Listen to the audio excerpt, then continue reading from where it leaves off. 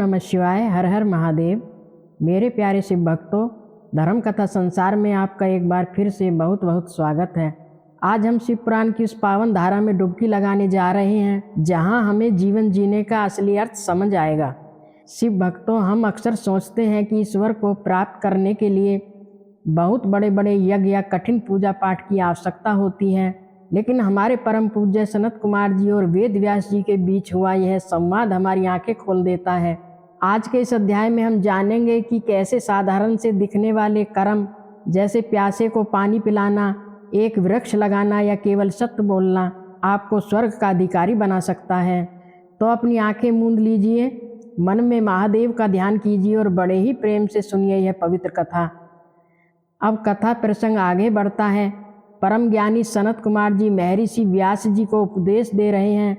वे मानव कल्याण के लिए उन छोटे छोटे उपायों का वर्णन करते हैं जिनका फल वेदों में महान बताया गया है। सनत कुमार जी आगे कहते हैं, हे व्यास जी, इस संसार में जल दान से बढ़कर कोई दूसरा दान नहीं है। यह सब दानों में सर्वश्रेष्ठ और उत्तम है। जानते हैं क्यों? क्योंकि जल ही जीवन है।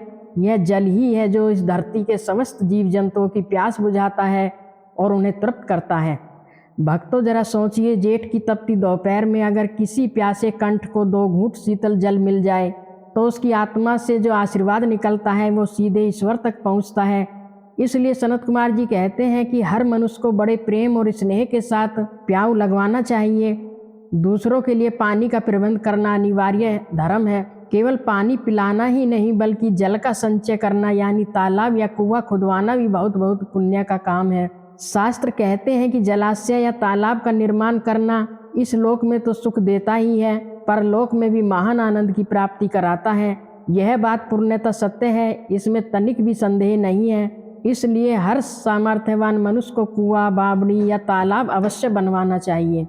इसकी महिमा का वर्णन करते हुए सनत कुमार जी कहते हैं कि जब किसी के खुदवाए हुए कुएं से पानी निकलता है तो वह उस पापी पुरुष के पापों का आधा भाग उसी क्षण हर लेता है, और यदि वह मनुष्य सत्कर्म में लगा हुआ है तो वह कुआं उसके समस्त पापों को धो डालता है। इतना ही नहीं मेरे प्यारे भक्तों, पुण्य का प्रभाव देखिए। जिस व्यक्ति के बनवाए हुए जलाशय या तालाब से कोई गौ माता, कोई ब्राह्मण या कोई साधु पुरुष पानी पी लेता है तो वह व्यक्ति अपने पूरे कुल का, अपने पूरे वंश का उद्धार कर देता है। अब ध्यान से सुनिए, शास्त्रों में बताया गया है कि तालाब में पानी कितने समय तक टिकता है, उसके आधार पर आपको कौन सा फल मिलता है। यह ज्ञान बहुत ही दुर्लभ है।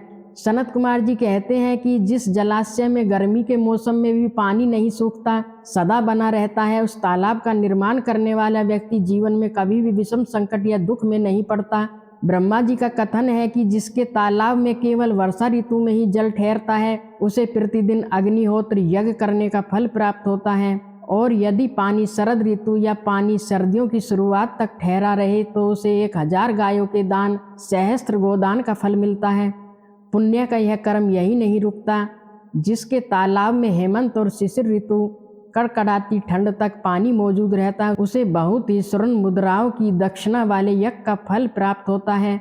और भक्तों, जिसके सरोवर में बसंत और ग्रीष्म काल गर्मी तक पानी बना रहता है यानी साल भर पानी रहता है, मनीषी महात्मा कहते हैं कि उसे अति रात्र और अश्वमेघ जैसे महान यज्ञों का फल बैठे बिठाए मिल जाता है। अतः जल ही जीवन है और जल का दान ही महादान है। जल की महिमा के बाद अब सनत कुमार जी वृक्षों की महिमा बताते हैं।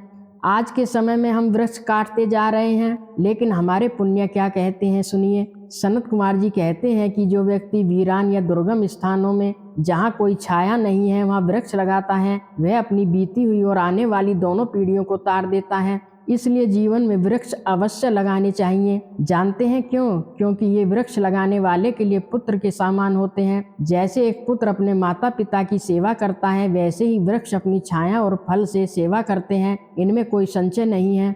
वृक्ष लगाने वाला पुरुष जब इस संसार को छोड़कर परलोक जाता है तो उसे अक्षय लोकों की प्राप्ति होती है। सनत कुमार जी कहते हैं कि 3 प्रकार के लोग, पहला जो तालाब खुदवाता है, दूसरा जो वृक्ष लगवाता है और तीसरा जो यज्ञ करता है, ये कभी स्वर्ग से नीचे नहीं गिरते। साथ ही सत्य बोलने वाले पुरुष भी सदा उधर गति को प्राप्त होते हैं। अब हम कथा के उस भाग की ओर बढ़ते हैं जो कलयुग में सबसे महत्वपूर्ण है, सत्य की महिमा।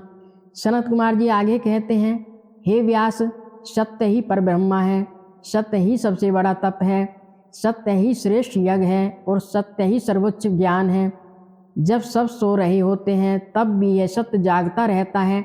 सत्य ही परम पद है। यह पूरी पृथ्वी सत्य पर ही टिकी हुई है और सब कुछ इसी सत्य में प्रतिष्ठित है। भक्तों, हम जो भी तप करते हैं, यज्ञ करते हैं, पुण्य कमाते हैं, देवताओं और पितरों को पूजन करते हैं, ये सब कुछ सत्य पर ही निर्भर है। सत्य ही इन सब का आधार है। ओंकार भी सत्य का ही स्वरूप है। प्रकृति को देखिए, सत्य के प्रभाव से ही वायु चलती है, सत्य से ही सूर्य तपता है और हमें प्रकाश देता है, सत्य से ही अग्नि में जलाने की शक्ति है और यह स्वर्ग भी सत्य के बल पर ही टिका हुआ है। वेदों का पालन करना हो या तीर्थों में स्नान करना हो, यह सब केवल सत्य बोलने से ही सुलभ हो जाता है। सत्य से ही सब कुछ प्राप्त होता है, इसमें तनिक भी संशय नहीं है। शास्त्रों में एक बहुत ही सुंदर तुलना की गई है। कल्पना कीजिए, एक तराजू है, उसके एक पड़ले पर 1000 अश्वमेध यज्ञ और लाखों अन्य यज्ञ रखे जाएं और दूसरे पड़ले पर केवल सत्य को रखा जाए तो जानते हैं क्या होगा? सत्य का पड़ला ही भारी होगा।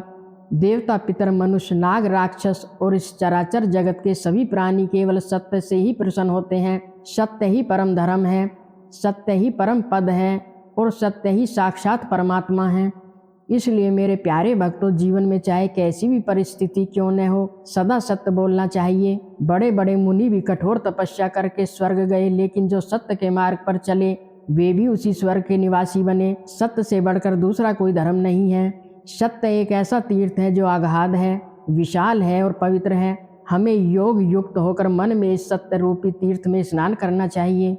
जो मनुष्य न अपने लिए झूठ बोलता है, न दूसरों के लिए और न ही अपने बेटे के मुँह में झूठ बोलता है, वही वास्तव में स्वर्ग का अधिकारी होता है। वेद और मंत्र ब्राह्मणों में निवास करते हैं, लेकिन यदि कोई ब्राह्मण असत्यवादी है, झूठ बोलता है, तो उसमें इन मंत्रों का तेज दिखाई नहीं देता है।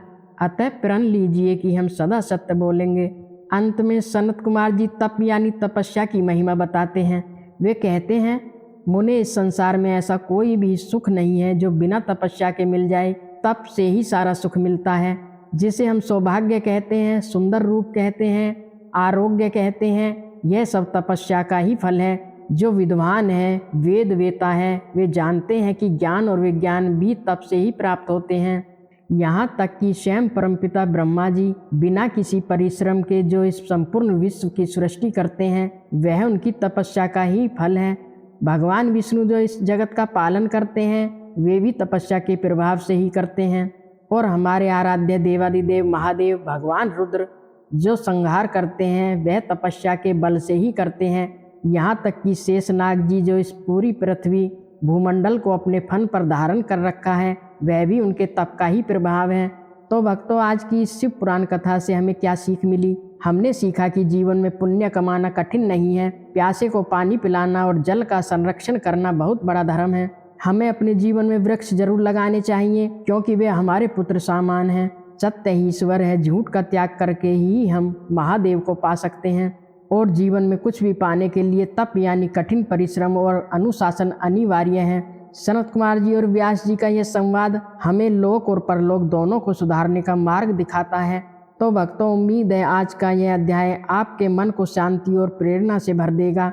अगर आपको यह कथा पसंद आई है तो कमेंट बॉक्स में हर हर महादेव लिखना न भूलें। और हाँ, ऐसी ही ज्ञानवर्धक और भक्ति में कथाओं के लिए हमारे चैनल धर्म कथा संसार को सब्सक्राइब अवश्य करें। अगले अध्याय में हम शिव पुराण के एक और रहस्यों को जानेंगे। तब तक के लिए भगवान शिव की कृपा आप और आपके परिवार पर बनी रहे। जय शिव शंकर। ओम नमः शिवाय।